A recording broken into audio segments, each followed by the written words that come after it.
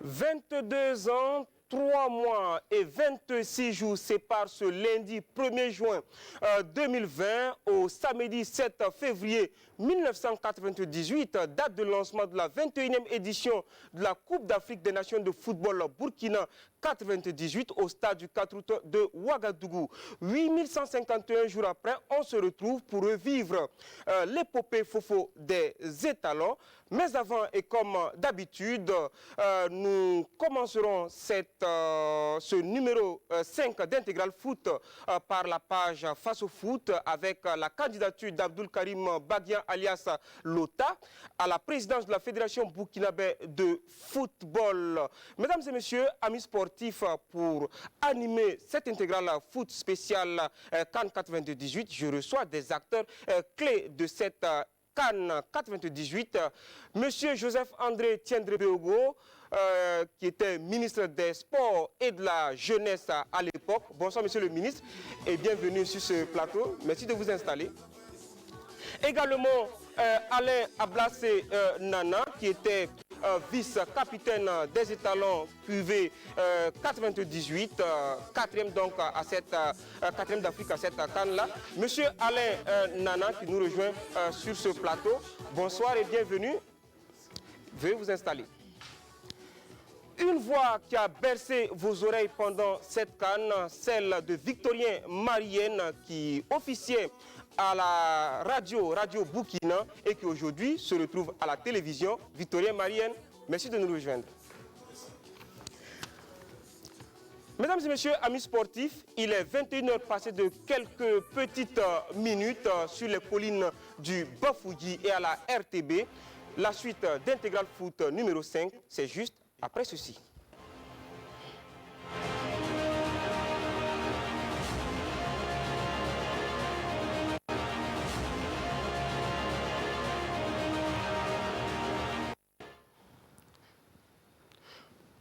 Voilà, c'est parti pour Intégral Foot numéro 5 avec M. André-Joseph Tiendré-Béo qui était ministre des Sports et de la Jeunesse, M. Alain Nana, vice-capitaine, et Victorien Marienne, journaliste donc à Radio Burkina à l'époque. Vous êtes là donc pour parler de cette CAN. Mais avant, voyons ce qui fait l'actualité du Face au Foot.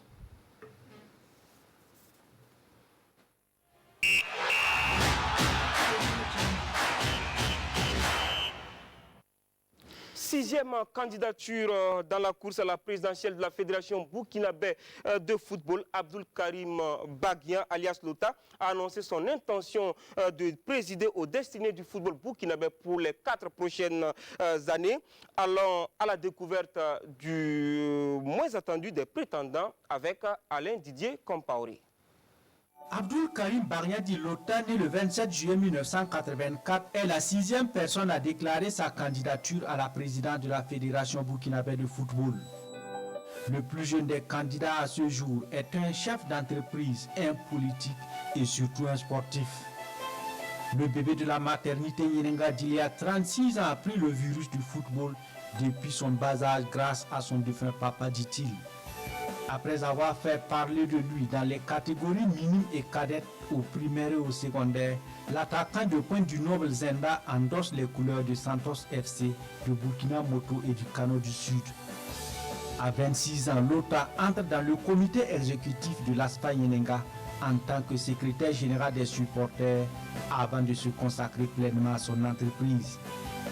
Abdoul Karim Baguian dit vouloir restructurer et apporter de la vivacité au football burkinabé en lui inculquant le sens entrepreneurial et de l'innovation.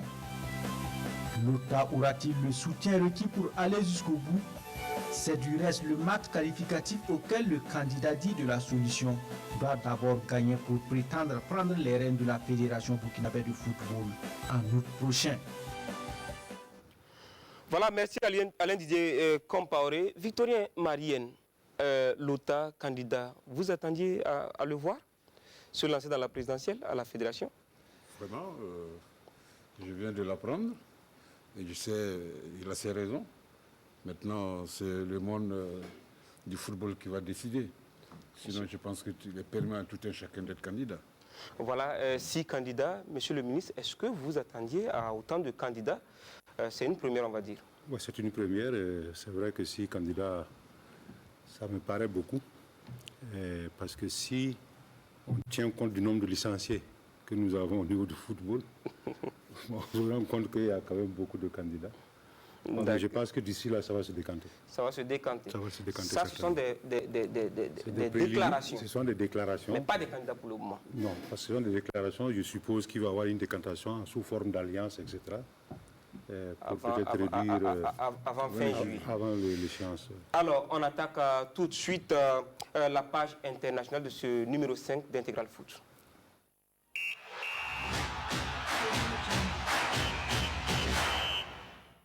Yaya Bamba, ce nom ne vous dit peut-être pas grand-chose et pourtant son porteur est champion d'Afrique cadet en 2011. Aujourd'hui, Bamba fait le bonheur de l'Orosa FC en D2 portugaise. Portrait du milieu défensif burkinabé avec Abdoulaye Kaboré. C'est lui Yaya Bamba. Il fait partie de la cuvée des jeunes talentueux et talents cadets qui ont joué la Coupe du Monde au Mexique en 2011. Ce natif de l'Europénie dans le sud-ouest burkinabé a vu le jour le 20 juin 1995 à Bobo Dioulasso. Il évolue au poste de milieu défensif et très souvent, il s'est mu en milieu offensif. Et il s'est montré le chemin des filets aux attaquants. Attention, Oloroso, golo!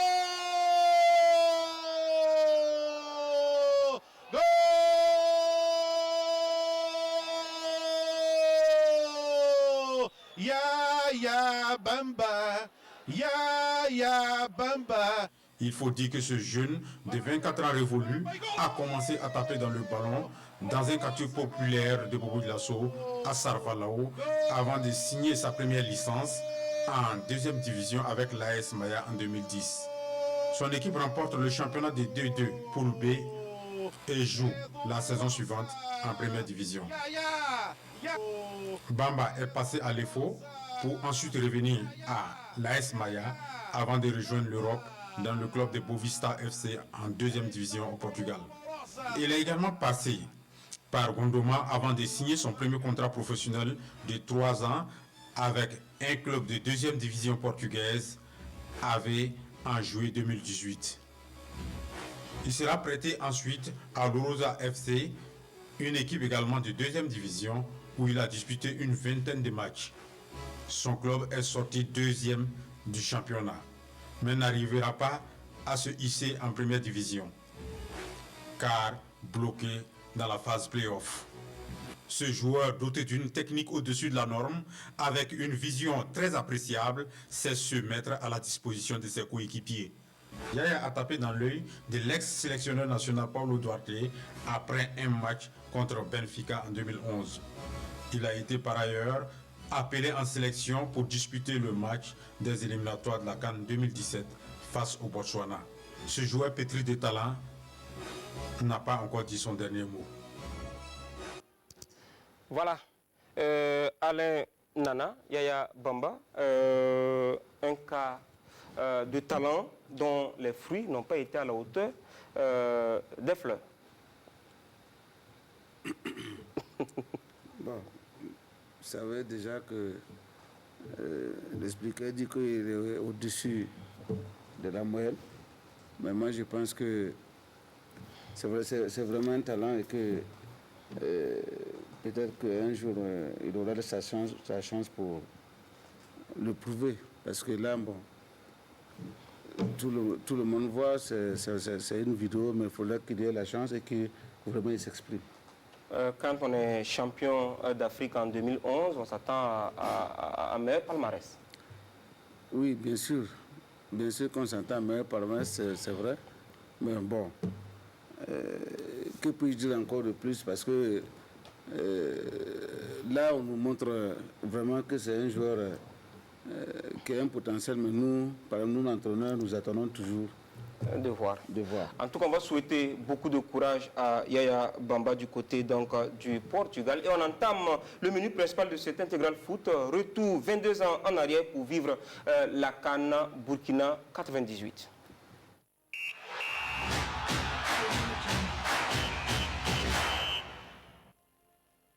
En 1998, le Burkina recevait les grandes nations de football sur son sol pour la 21e édition de la Coupe d'Afrique des Nations.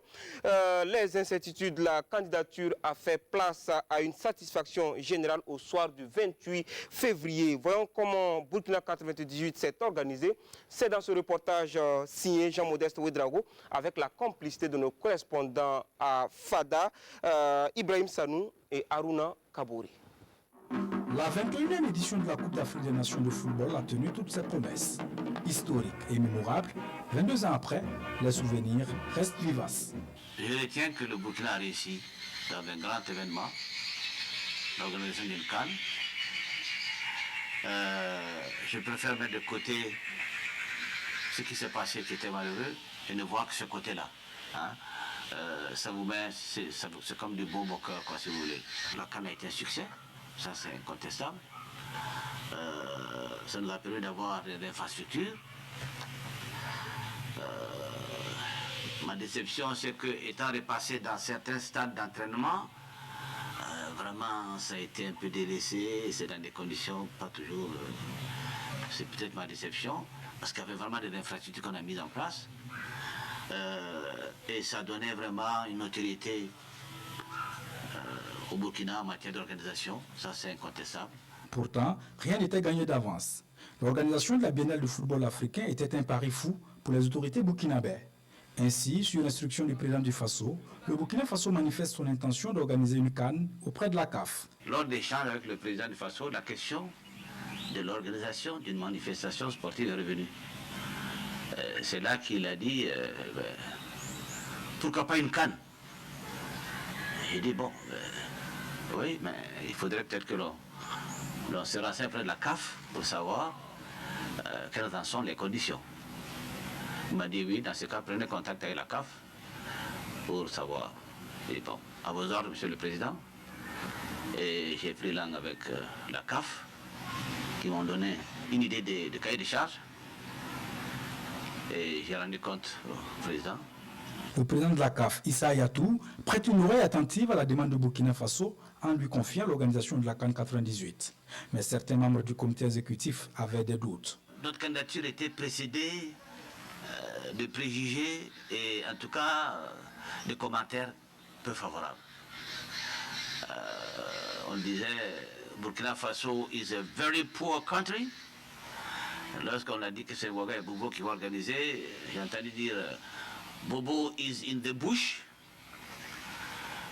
Bon, c'est à telle enseigne qu'un jour, le président Ayato me dit mais, président Soulé, est-ce que vous savez que les gens sont sceptiques par rapport à votre capacité à organiser une CAN? Je lui ai dit, en tout cas, Monsieur le Président, nous avons pris l'engagement, nous allons tout faire pour relever le défi.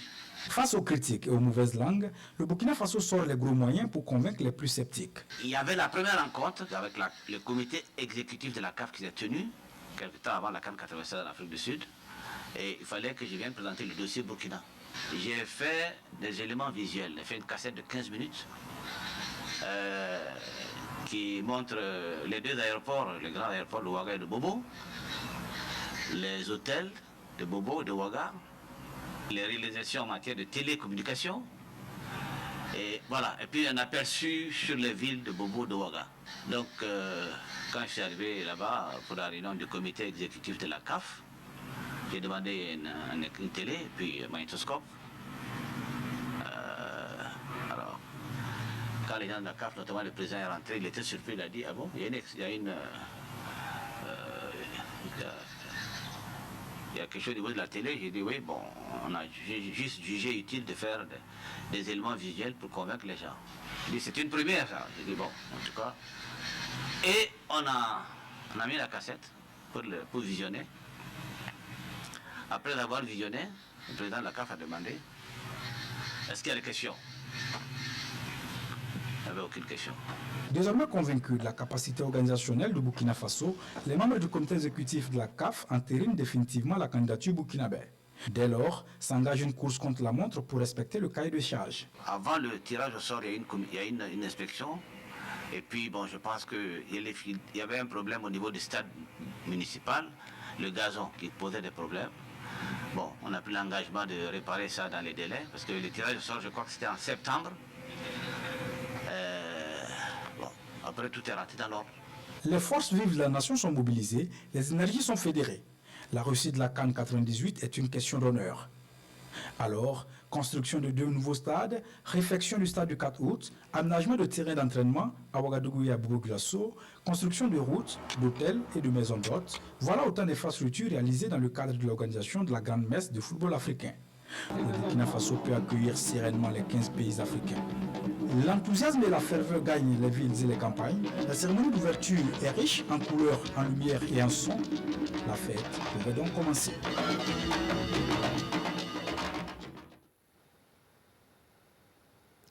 Voilà, la fête a bel et bien eu lieu. Monsieur le ministre, le président du COCAN, M. Souley Mohamed, a parlé de ces difficultés. Vous, en tant que ministre, quelles sont les difficultés auxquelles vous avez eu à faire face?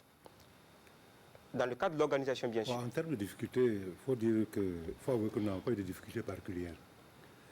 Parce que le rôle du ministère, c'est, en collaboration avec la fédération, de préparer sur tous les plans l'équipe nationale pour une bonne prestation, comme on dit. Alors donc, nous étions chargés de voir comment mobiliser les ressources pour permettre cette préparation de l'équipe, notamment ses voyages pour ses matchs amicaux, sa préparation, en tout cas, remplir les meilleures conditions possibles pour permettre à l'équipe de ne pas nous décevoir. Voici un peu le rôle du ministère. Et dans ce cadre, par exemple, pour la mobilisation des ressources, c'est le ministère qui a eu l'initiative, l'idée, je veux dire, de la création du comité de gestion CGS 98, qui a été mise en place pour accompagner justement la mobilisation des ressources. Et en son temps, j'ai fait un exposé au niveau du Conseil économique et social, pour dire simplement que si chaque Burkinabé contribuait pour 1100 francs, pour 100 francs, avec 10 millions de Burkinabés, on avait au moins 1 milliard pour accompagner l'équipe. Le CS en a pris pour faire une recommandation et le gouvernement a mis en place donc le comité de gestion de souscription 98 qu'on appelait CGS 98 qui a été rattaché donc au Conseil économique et social et ça a permis également donc de mobiliser un certain nombre de ressources. En dehors des ressources financières, il y avait bien sûr toutes les autres formes de ressources, la mobilisation des supporters où nous avons contribué, etc. C'était l'essentiel du rôle et je pense que bon, nous n'avons pas eu de difficultés particulières.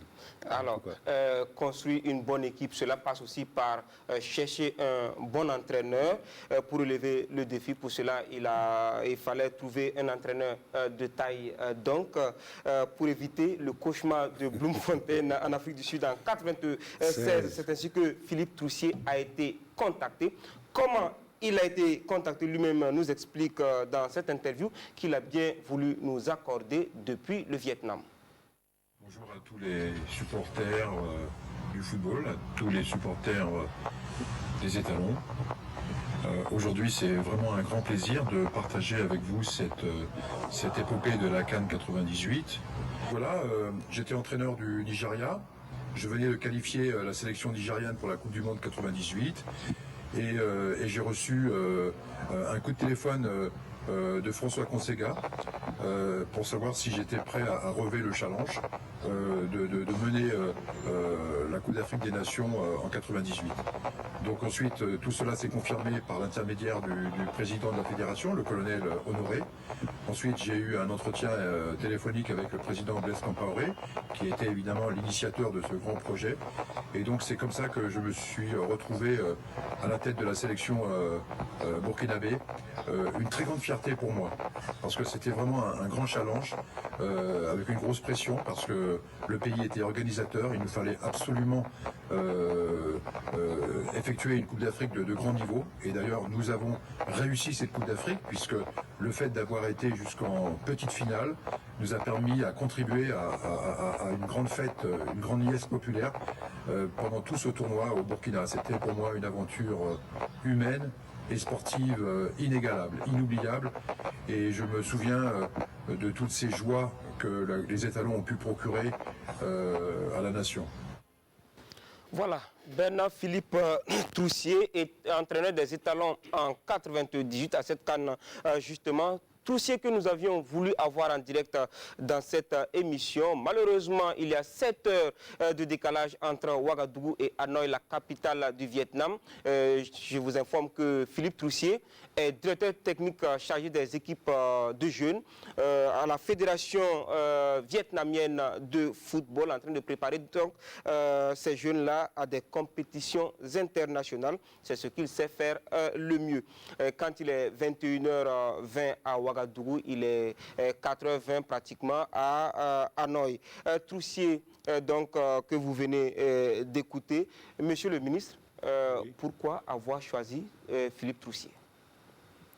Ben, vous savez que son surnom, c'était le sorcier noir. Le sorcier blanc. Le sorcier blanc, pardon. Voilà. Lui-même, il se plaît à le dire. Voilà. Donc, bon, je pense que dans le choix, il y a une prospection, même si elle ne se fait pas officiellement. Et comme il dit, il était au Nigeria. Et certainement que, comme il y a eu des contacts, on essaie de chercher quelqu'un de rigueur. Voilà, parce que ce qui a peut-être manqué dans les années précédentes, il y avait peut-être la rigueur sur le plan technique, mais peut-être pas une rigueur suffisante sur le plan moral pour accompagner l'équipe. Et la rigueur sur le plan moral ne signifie pas, bon, je ne sais pas quel terme je vais utiliser, il ne faut pas traumatiser les joueurs sur le plan psychologique, ce n'est pas ça la rigueur. Voilà. C'est-à-dire, si vous amenez les joueurs à accepter votre leadership, c'est ça la rigueur. Mais quand vous imposez un certain nombre, ça devient, bon, je ne sais pas, un terme qu'on utilise que je n'aime pas beaucoup, du terrorisme psychologique. C'est-à-dire les joueurs exécutent parce qu'ils ont peur de vous. Ils ont peur de vous. Et Philippe Troussier, ce qu'il a apporté, les joueurs n'avaient pas peur de l'entraîneur, mais ils avaient confiance en ce qu'il leur demandait de faire. Quand il leur demandait quelque chose, ils le faisaient parce qu'ils avaient confiance en ce qu'il demandait. Alors, Philippe Troussier était un grand entraîneur déjà à l'époque. Tout ce qui est rare et cher, son coup ne vous a pas effrayé? Non, le coup ne peut pas effrayer. C'est-à-dire que quand on veut aller loin, ça n'a pas de prix. Ça a un coût, mais le coût, ça n'a pas de prix. Ce que ça nous a rapporté, c'est beaucoup plus que ce qu'on a pu payer comparativement. Mais à peu près, ça a coûté combien? Non, ça, je vous avoue que je ne sais pas. C'est un chiffre que je ne sais pas. Parce que vous avez vu que dans les négociations, à aucun moment on a cité le nom du ministre. Voilà, c'est-à-dire que c'est la fédération, en fait, qui négocie. Et comme c'est l'organisation de la CAN est à la fois un événement sportif, mais qui revêt un certain nombre d'aspects politiques, et qui dépasse la compétence du seul ministre chargé des sports. C'est pour ça que ça se fait à haut niveau. Il a eu des contacts avec le président de la fédération, il a eu des contacts avec le président du FASO, mais il n'a pas parlé du ministre. Donc ne me demandez pas combien on lui paye. Voilà. Une canne, c'est aussi une mascotte, et celle de Burkina 98 se nommait Fofo, qui signifie bienvenue en langue fulfulde, œuvre d'un artiste burkinabé du nom de Boukaré Tassambedo, aujourd'hui qui vit en Espagne, en région catalane, un grand supporter du Barça. Donc c'est lui qui a porté la mascotte le jour de la cérémonie d'ouverture. Boukaré Tassambedo, que nous saluons depuis la Catalogne. Le plus dur pour Troussier, c'était de trouver les 23 étalons pour défendre les couleurs nationales. Ce que l'on retiendra de sa liste, c'est la non-sélection de Mamadou Zongo Bebeto, qui avait mis la Côte d'Ivoire à ses pieds et qui venait de déposer ses valises du côté des Pays-Bas. Explication du sélectionneur toujours dans cette interview qu'il nous a accordée depuis le Vietnam. La liste des 23 est souvent un moment très fort pour le sélectionneur, parce qu'une équipe nationale, c'est pas l'association des meilleurs joueurs, c'est pas les 23 meilleurs joueurs. Je pars du principe qu'une sélection de 23 joueurs, il y a 3 parties. La première partie, ce sont ceux qui sont censés commencer le match. Et là, on s'aperçoit que ça se concerne entre 13 et 14 joueurs. Ensuite, il y a le 15e, le 16e, le 17e, le 18e. Ce sont des joueurs qui doivent être capables à tout moment de renforcer l'équipe. Donc des joueurs qui sont sur le banc, qui sont des remplaçants, mais pas des remplaçants au sens qui sont des numéros 2. Des remplaçants au sens de la stratégie, des joueurs qui ne commencent pas le match, mais qui nécessitent des particularités psychologiques à pouvoir se mettre en branle immédiatement, même s'il reste 3 minutes à jouer. Et enfin, le troisième groupe d'une sélection, c'est ceux qui ne joueront jamais. Et ces joueurs, ce sont souvent le 20e, le 21e, le 22e, le 23e, sont des joueurs qui doivent être capables de vivre et surtout d'apporter leur grande expérience et de ne pas créer de conflits internes au niveau du groupe. Donc c'est ça une sélection. Et donc, lorsqu'il a fallu faire cette liste des 23, s'est posée effectivement la titularisation, la sélection de Mamadou Zongo.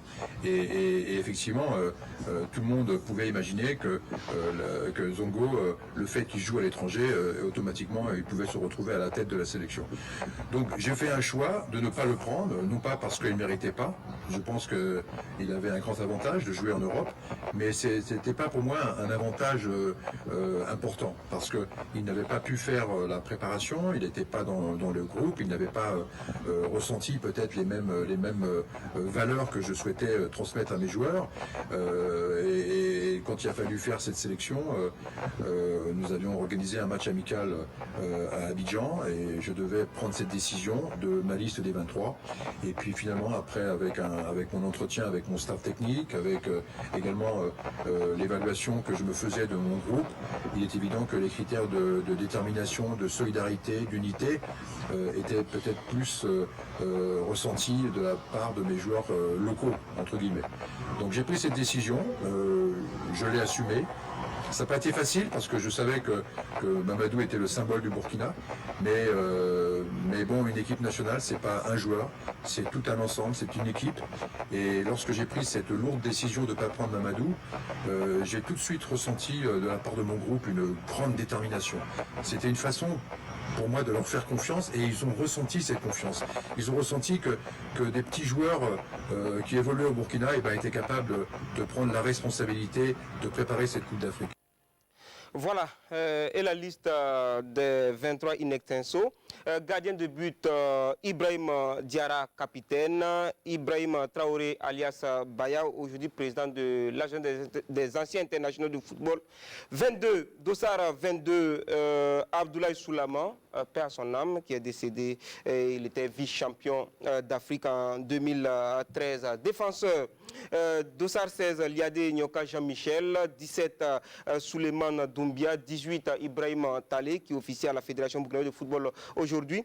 6, Bourema Korbeogo. 5, Ousmane Koulibaly, alias Tom. 3, Firmin Sanou. Milieu de terrain, 20, Alassane Ouedraogo. 19, Omar Baro, qui devrait être avec nous, mais qui n'a pas pu effectuer le déplacement pour des raisons professionnelles.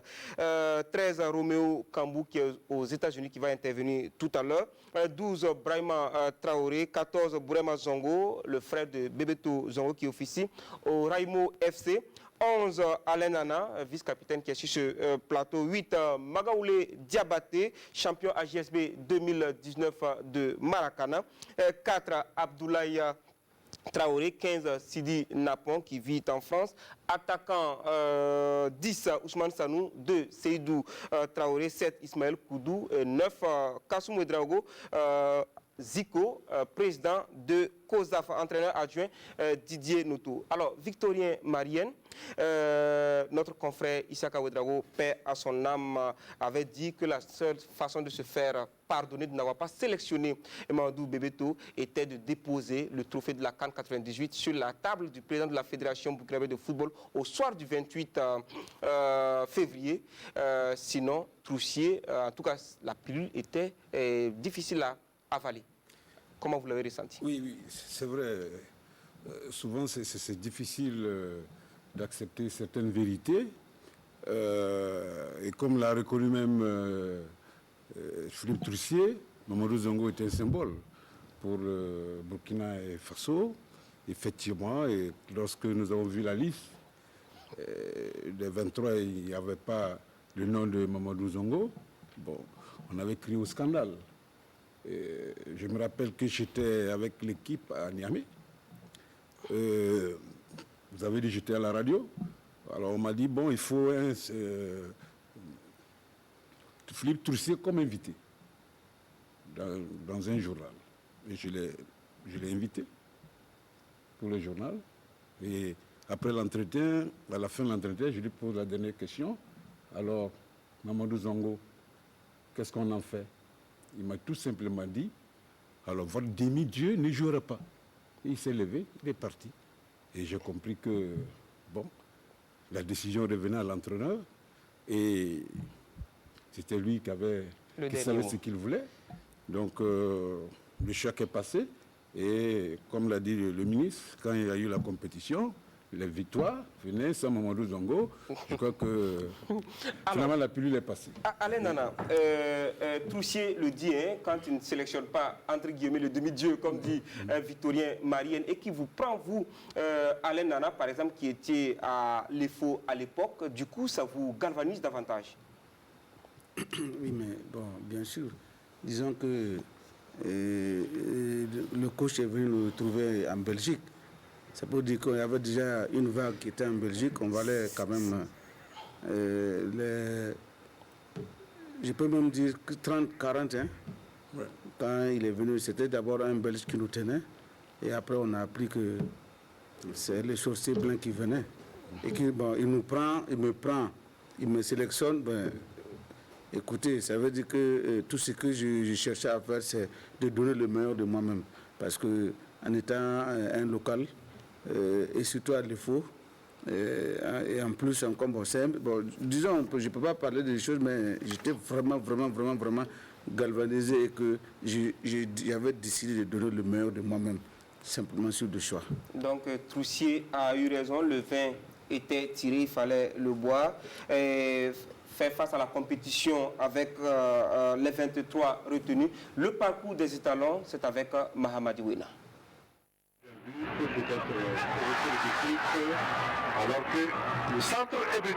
But d'Alphonse Camille à la 20e minute suite à un débordement de Salomo Olembe. Nous sommes le 7 février 1998. Centre de Salomo. Après une cérémonie d'ouverture bien colorée. Le premier match de la CAN met aux prises les étalons de Burkina et les Lions indomptables du Cameroun. Les étalons, malgré l'envie et un jeu séduisant, tombent 1-0. Une réalisation d'Alphonse Camille dès la 20e minute qui renvoie les Burkinabés dans l'incertitude. C'est le 7e match pour cette défaite en phase finale de CAN pour les étalons. Le 11 février, les étalons retrouvent le stade du 4 août. Ils sont face aux Fennecs d'Algérie dans un stade plein à craquer. Kassoum Modoro Diziko sur pénalty à la 65e minute et Seydou Traoré à la 77e minute mettent les étalons sur la voie d'une première victoire en phase finale de CAN. La réduction du score de Moussa Saïb à la 82e minute sur pénalty ne remet pas en cause la belle prestation des Burkinabés qui s'imposent 2-1. L'espoir renaît, mais malgré cette victoire, les étalons sont 3e du groupe derrière les Lions indomptables du Cameroun et le Sili national de la Guinée. Les étalons ont toutefois leur destin en main. Il faut absolument battre le Sili national pour une qualification historique au quart de finale. Une mission difficile tant le Sili avait fière allure. Dans un match indécis, Romeo Kambou enfile la tunique du héros et délivre tout un peuple à la 85e minute. Dès lors, la confiance gagne tout le monde et le public sportif se met à rêver grand avec les slogans Étalon y'a but ou Étalon y'a coupe. La qualification au quart de finale libère les poulains du sorcier blanc. Sur leur route se présentent les Aigles de Carthage de la Tunisie, finalistes en 96. Au but de Kassoum Modoro Diziko à la 45e minute sur pénalty. La Tunisie répond à la 89e minute par Assem Garci. Les prolongations ne donnent rien et c'est au tir au but que les étalons s'ouvrent les demi-finales par 8 tirs réussis contre 7. Un exploit, une première historique. Pour avoir terminé deuxième du groupe A, les étalons doivent jouer la demi-finale à Bobo devant les redoutables pharaons d'Égypte. La ville de Bobo sonne le grand rassemblement. Le stade Omnisport est prêt à pousser les étalons à la victoire. Hélas, Osama Hassan se fond d'un doublé et met fin au rêve de tout un peuple de remporter la compétition à domicile. Le Burkina peut toujours sauver sa canne avec la 3e place. Devant la RD Congo, le Burkina débute son match de classement par l'ouverture du score dès la 6e minute par Alassane Ouedraogo. Oumar Barrow à la 52e minute, puis Sidi Napon à la 56e minute permettent aux étalons de prendre le large. 10e minute de la seconde mi-temps. Mugongo à la 76e minute réduit le score pour la RDC. Ibrahim Talé redonne de la marge aux étalons à la 86e minute. À 4 buts à 1, la 3e place tendait les bras au Burkinabé. Mais c'est mal connaître les Simba de la RDC. En l'espace de 3 minutes, les Congolais reviennent à 4 buts partout. Les étalons vivent un cauchemar éveillé et les Simba s'imposent au tir au but. 4 buts à 1. Le Burkina termine ainsi sa CAN comme elle l'avait commencé, mais dans une déconfiture totale, malgré une 4e place historique. Voilà, merci Mahamadou Wena pour ce parcours ramassé. Alain Nana, quand vous sortiez comme ça pour un match et que vous voyez le public, le stade, que ce soit le stade du Catou, que ce soit le stade Sangoulé-la-Misana de Bobo, plein à craquer, quel effet ça vous fait? J'ai toujours des frissons. Jusqu'aujourd'hui? Jusqu'aujourd'hui. Je revis cette canne sur votre plateau, j'ai toujours des frissons. Parce que quand je regarde ce monde, je dis, ah, aujourd'hui, là, il faut qu'on se tue. Et c'est tout ce qu'on peut se dire. Alors, mais quel était l'état d'esprit après la défaite face au Cameroun? Disons qu'après notre match, notre défaite, bon, nous avons eu la visite du premier responsable, le président du FASO, qui est venu vraiment nous réconforter. Et il était le seul d'ailleurs à être passé, parce que quand il est arrivé, il a dit seulement que vous avez perdu, mais je sais que vous pouvez revenir. Et en même temps, il demande au coach quel est le programme. Et quand il m'a regardé, j'ai dit, bon, nous on va aller en boîte. Wow. Donc le coach dit, bon, c'est le président, je les libère, ils vont aller décompresser. Le président même dit, non, c'est normal d'aller décompresser. Donc, et c'est comme ça, on allait décompresser. Ça n'a pas été facile parce qu'il était obligé de fermer son portable, parce que la population trouve qu'on ne peut pas perdre un match et puis être en boîte. Mais ça vraiment, ça nous a apporté. Parce qu'on a oublié, et le match qui venait, il n'y a pas deux choses, c'est gagner ou gagner. Contre l'Algérie. Oui. Voilà, monsieur le ministre, une défaite d'entrée de jeu. Est-ce que vous n'avez pas vu en filigrane cette déconvenue de l'Afrique du Sud là? Et qu'est-ce qui a fait la différence entre 96 et 98? Non, c'est vrai que quand on a commencé à encaisser le premier but, on ne peut pas s'empêcher de penser à ce que j'appelle la débâcle. Et ça allait être plus amer, d'autant plus que c'était à domicile. Voilà, à domicile. Parce que quand vous êtes le responsable, le premier responsable du département des sports, vous êtes dans les tribunes, et puis on vous enfile des buts jusqu'à 5, vous imaginez, avec maintenant le public derrière qui grogne, d'abord de tristesse puis de colère. Bon, donc c'était pas facile, mais disons qu'il y a une certaine confiance parce qu'il y a un grand supporter des talons, à qui je veux rendre hommage, c'est Sa Majesté le Moro Naba. Parce qu'après chaque match, nous allions leur rendre visite au Comète. Et le Moro Naba leur a prédit pratiquement tous les résultats qu'on a eus. Parce que quand on allait, il disait, ne vous en faites pas, ça sera ceci, il y aura un pénalty, en tout cas, il y avait cet encouragement qu'on avait tous les soirs. Maintenant, la différence par rapport à l'Afrique du Sud, je crois que pour l'Afrique du Sud, j'ai commencé par ce qui était mauvais pour faire. Disons que nous sommes partis dans un climat un peu malsain. Parce que je me rappelle que juste avant de partir, pour la phase de préparatoire au Botswana, il y avait déjà des distensions entre l'entraîneur et puis la fédération, entre l'entraîneur et le médecin de l'équipe, qu'on a dû abandonner pour trouver à pied levé un médecin pour le remplacer. Et bien sûr, pendant la phase préparatoire, il y a eu aussi des mésententes. Parce que je me souviens que nous sommes partis.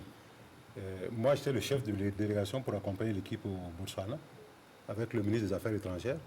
Et quand on est arrivé à l'hôtel, il y a certains joueurs qui avaient des problèmes de passeport. On est revenu. J'ai réglé ces problèmes de passeport avec le ministre des Affaires étrangères et on a retourné les passeports. Et puis après, le Premier ministre m'appelle pour dire que l'entraîneur lui dit qu'il y a des problèmes. Bon, bien sûr, j'ai appelé l'entraîneur aussi pour lui dire qu'il était un employé de la fédération et qu'il fallait qu'il passe par la fédération et le ministre. Et ensuite, bien sûr, il y a eu la débarque et j'avoue que ce n'était pas très facile parce que Bloemfontein est une ville symbolique de l'Afrique du Sud qui a abrité en fait les éléments de l'ANC. Et vous vous souvenez que historiquement, le Burkina Faso a soutenu l'ANC. Donc quand nous sommes arrivés à Bloemfontein, tout Bloemfontein soutenait les étalons. Donc quand après la première défaite, nous avons eu des entretiens pour voir si on pouvait manager l'équipe de façon à ce que ça réponde mieux, nous n'avons retrouvé sur place qu'une équipe qui était encore bien aménagée que celle qui a joué contre la Sierra Leone. D'accord. Alors, on va permettre à Victor aussi de réagir. Débarque en 96, une équipe complètement transcendée, ou du moins le Burkina complètement transcendé en 98. Comment vous expliquez cela? Oui, il faut reconnaître que l'Afrique du Sud, quand même, c'était une grande première. Monsieur le ministre, j'y étais comme vous. C'était une grande première. Vous l'avez fait sur ce même plateau. Vous avez parlé de la CAN, un flashback sur notre première participation en phase finale de CAN, c'était en 1978. Mais la qualification, c'était en 1996. Oui. Donc, c'était quelque chose d'extraordinaire et ça a suscité, ça a réveillé des passions et des incompréhensions. Donc, moi, je pense que comparaison n'est pas raison parce que la CAN 98, elle avait lieu chez nous. Elle avait lieu chez nous et vu ce que le pays a investi pour organiser cette CAN-là, l'équipe se devait d'être à la hauteur. Et quoi qu'on dise, le ministre l'a dit, Troussier, quand même, c'est une somme d'expérience, connaît ces genres de... un travail qui a été fait. Voilà. 4 mois de préparation. Voilà. Ouais. Connaît et on dit quelque part, notre chance, c'est que l'OSATU, c'était des joueurs locaux. Donc, on avait un temps de préparation, au moins 4 mois. Très important. Alors, après la défaite, c'était une victoire 2-1 face à l'Algérie. Et une deuxième victoire, 1-0 face à la Guinée de Titi Camara, avec à la clé une qualification en quart de finale sur un coup de tête de Roméo Kambou. Roméo Kambou qu'on retrouve depuis les États-Unis. Je remercie la TNB de m'avoir donné cette opportunité de parler de la CAN 98. Et la CAN 98 était beaucoup d'émotions. Je me rappelle de mon but marqué contre la Guinée qui nous a permis de nous qualifier pour les quarts de finale. Et je me rappelle ce jour-là, mais tous mes tirs étaient mal cadrés, donc je m'en voulais un peu. Si c'était un autre entraîneur, il allait me faire sortir. Et comme j'avais la confiance de Philippe Troussier, que je salue de passage, que je remercie, qui m'a gardé sur le terrain. Il fallait passer par les côtés et c'est ce qu'on a fait avec Seydou Traoré qui a éliminé son vis-à-vis et qui a déposé littéralement le ballon sur ma tête. Donc il fallait que je marque. C'était un soulagement pour moi. Après le match, Les supporters ont rempli le terrain comme ça, donc on ne pouvait même pas bouger. C'était vraiment intense. C'était une joie collective, une victoire collective, une victoire nationale même. Il faut savoir aussi que Dieu était avec nous et ce jour-là. Voilà, merci à Roméo Kambou, buteur donc lors du 3e match face à la Guinée de Titi Camara. Et en quart de finale, justement, le Burkina élimine la Tunisie au terme d'un match époustouflant et finit par plier les Chines en demi-finale devant l'Égypte d'Ossam Hassan. Parlons justement de cette demi-finale. Ibrahim Diarra qu'on retrouve au téléphone depuis Bourg-du-Lasso. Bonsoir. Oui, bonsoir. Voilà, Ibrahim Diarra, on a vu face à l'Égypte une équipe burkinabé avec une défense complètement aux abois, mais aussi Ibrahim Diarra qui n'était pas au mieux de sa forme. Contre l'Égypte? Oui, contre l'Égypte. On ne peut pas dire cela, puisqu'il y a eu une incompréhension entre Firmin Sambou et moi, et ça arrive souvent dans des matchs. Et je crois que c'est ça, sinon dire que, puisque la CAN ne se prépare pas sur un match, ça se prépare déjà comme le ministre et Victor Marien l'a dit, on avait 4 mois de préparation et pendant 4 mois on a eu beaucoup de gardiens. Russie, certes, me connaissait depuis le Maroc, mais il y a eu beaucoup de gardiens d'abord qu'on a testé et que moi on m'a retenu. Et après m'avoir retenu, on a fait venir un entraîneur spécial spécifiquement pour les gardiens, et, en l'occurrence Christian, un Français. Donc quand il est venu, il a fait la sélection et on m'a mis numéro 1. Voilà, il y avait plus de 10 gardiens, donc on m'a mis numéro 1. Mais il faut dire qu'avant cela, d'accord, moi j'étais en équipe nationale pendant 10 ans. Donc, j'ai fait la campagne de 92, j'ai fait la campagne de 94, 96, 98. Donc, c'était pas un hasard que je me retrouvais là-bas. C'était une somme d'expérience. Alors, le cauchemar de la petite finale, comment vous expliquez cette déconvenue-là? Il fallait le demander à Alain Nana. Vous répondez d'abord, après on revient à Alain Nana.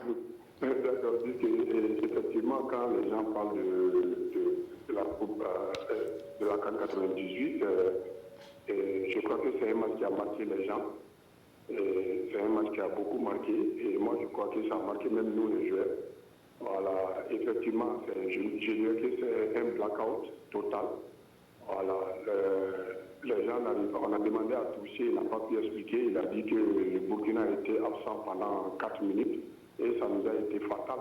Voilà, moi, avec le recul, je me dis que c'est l'inexpérience qui a fait aujourd'hui une équipe qui mène à 4 buts à 1. C'est très difficile de remonter, mais nous, on nous a remonté et nous battre au tir au but.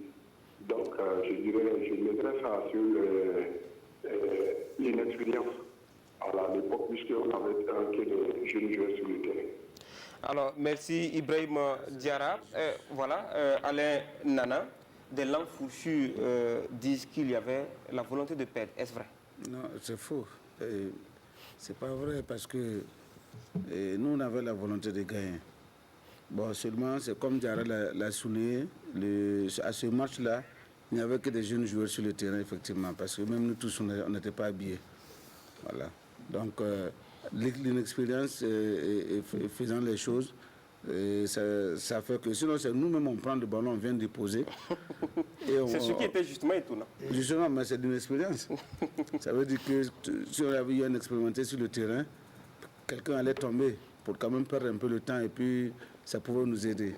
Yes. Voilà. D'accord. Le Burkina va donc se contenter de la 4e place, une fin douloureuse mais un bilan assez satisfaisant. On écoute le président de la Fédération burkinabé de football à l'époque des faits, le général Honoré Nabéré Traoré. Il s'exprime au micro de Victorien Marienne. Les gens étaient sceptiques, je me rappelle toujours l'ambiance dans la salle lorsque le tirage au sort a été fait. On a tiré le Cameroun. Oh, tout le monde regardait comme ça. On a tiré l'Algérie, la Guinée. Bon, comme je l'ai dit tantôt, dans la poule, on apparaissait comme les plus faibles. Mais nous avions confiance en nous-mêmes.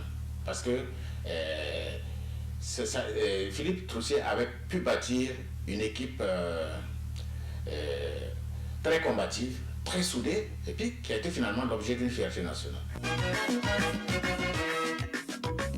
Il y avait une belle ambiance, mais nous avions un grand souci, c'était l'état de santé de Mamadou Zongodi Bebeto, notre meilleur attaquant, notre meilleur buteur.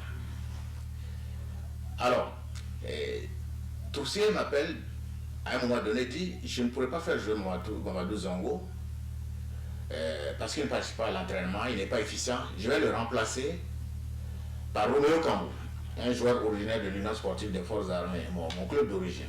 Je le remplace par Roméo Cambou. Je dis, mais comment ça se fait? Je dis, mais il peut jouer, mais il peut jouer plus tard. Il dit, non, non, non, c'est votre Dieu vivant, bon, mais je vais le remplacer. Au début de la compétition, nous étions très modestes. Mais au fur et à mesure, surtout lorsque nous avons éliminé la Tunisie, on lorgnait bien sûr la coupe. Bon, nous étions un peu mécontents parce que nous sommes sortis deuxième de notre poule, ce qui faisait que nous avions à nous déplacer. Quand on se déplace, on est toujours perturbé. Ça, c'est vrai. Il est vrai qu'on avait fait un match amical à Bobo dans la perspective du jeu, mais le stade du 4 août, c'est notre entrée. Ça, on ne voulait pas quitter le stade du 4 août. Tout était préparé pour ça. En plus, à Bobo, je pense, a été mal préparé sur tous les plans. La pelouse était très mouillée, je ne sais pas comment on avait abondamment arrosé. Les Égyptiens nous avaient un peu dévancés, ils avaient distribué des livres, des Corans dans la population, des tapis. Ils avaient pris la ville en main avant nous. Bon. Voilà, donc on est arrivé dans ces conditions, on n'avait pas nos marques, ça n'allait pas très bien et on a été malheureusement battus. C'était un match, je ne souhaitais pas revenir dessus parce que je n'ai rien compris. Et on est bien rentré dans le match, les choses se passaient bien, on menait, tout le monde bavardait, on regardait presque plus le match parce que pour tout le monde c'était acquis. Et puis brusquement, il y a eu la rupture. Les buts venaient jusqu'à... J'ai jamais bien compris ce match, j'ai toujours le CD, mais je n'ai jamais eu le courage de le regarder, donc je n'ai rien compris, quoi. Je peux dire que si Philippe Troussier a été l'artisan opérationnel des progrès de notre football, le chef de l'État en a été l'artisan politique, parce qu'il a eu la volonté de le faire, et il a mis beaucoup de moyens, il a encouragé les joueurs. Je me rappelle qu'on a donné des parcelles à des joueurs après de belles prestations. Et il était satisfait parce que je crois que lui-même, il ne se faisait pas d'illusions sur le niveau réel de notre football. Et un football qui ne se qualifiait pas à toutes les phases finales et qui finalement, en organisant cette compétition, a pu se classer 4e. C'était quand même un résultat satisfaisant pour nous. Voilà, c'était là le président de la Fédération burkinabé de football en 98, le général Honoré Nabéré Traoré. Écoutons ce que Philippe Troussier lui retient de cette CAN dans la suite et fin de l'interview qu'il nous a accordée.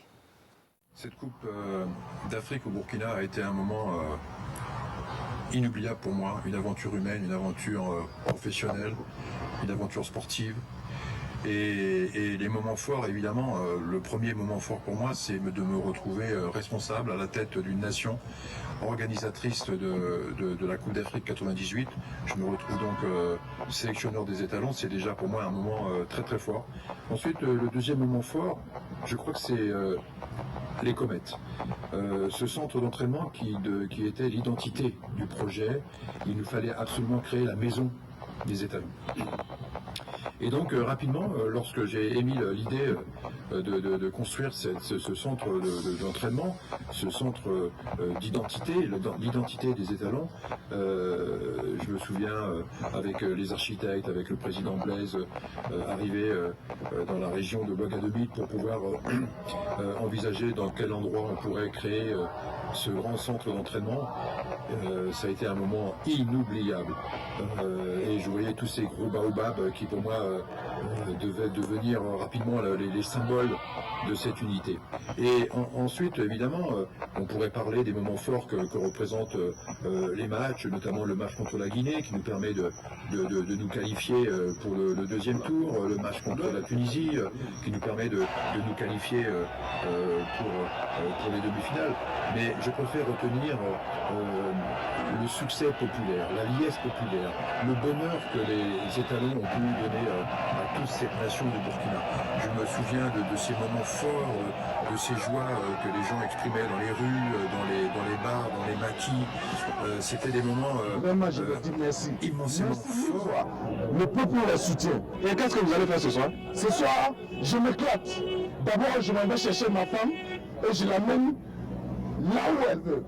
Et puis je verrai après, même si je dois dormir dehors ce soir. Il y avait un lien direct entre le foot et la nation, entre l'équipe des étalons et la nation. Nous ne faisions qu'un. Mais en même temps, cette 4e place, c'est aussi la distance qui reste à couvrir pour pouvoir devenir une grande nation du football.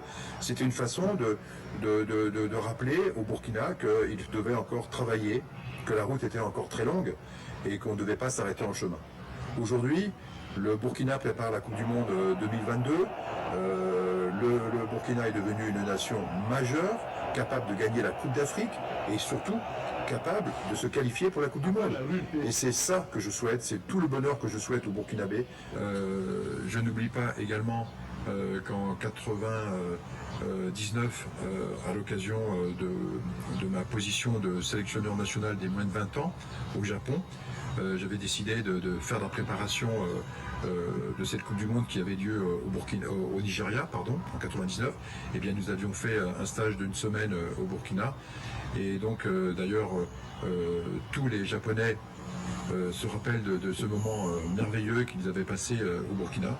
Et donc, le Burkina avait été pour moi une très très bonne étape pour permettre à l'équipe japonaise d'obtenir la place de finaliste de la Coupe du Monde 99 contre l'Espagne.